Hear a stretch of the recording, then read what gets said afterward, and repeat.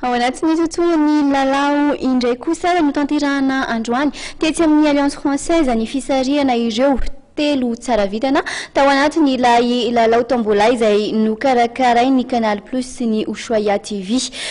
Fivahinianana ao amin'ny Hôtel Royal Beach Nosy Be moa no loka azon'ireto telo tsara vitana ireto.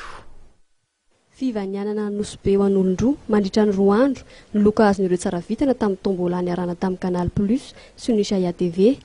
Tamin'ny tombola izay nikarakarain'izy ireo nanomboka ny 7 oktobra ka hatramin'ny 30 oktobra lasa teo. Mpanjifa 3 tamin'ireo 100 nandray anjara tamin'ny tombola no nosarihana tamin'izany. Voasarika voalohany i Rabe Arsovo Anglalao, tamin'ny faharoa i Rantonena Fenisoa, teo amin'ny fahatelo kosa indray André Anjanary Jocelyn Patrick. Ho andro tsara vitana dia atolona avokoa ny mahakasika ny fifaninana ny rehetra ny Nosy Be. Fomba nazahoana an'ilay lalao zany dia izay olona rehetra zany mividy option découverte na naka ny abonnement canal dia afaka manana coupon de participation le misariantsika teo zany.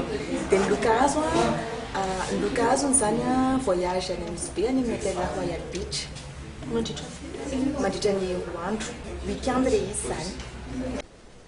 Ny alatsinainy ho avy izao no atolotra ireo tsara vitana ny loka izay ho tanterahana etsy amin'ny Alliance Française.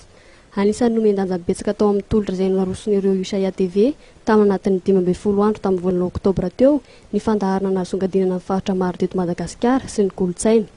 Tombo eo amin'ny lafiny fizahantany ny fandefasana ireo fandaharana manokana mahakasika ny Madagasikara araka ny nambaran'ny taleha jeneralin'ny Canal Plus Madagasikara. Maro ireo firenena manaraka ny fandaharana Ushuaïa TV, anisan'izany aty amin'ny faritry ny ranomasimbe Indiana, Eoropa ary Afrika Avaratra.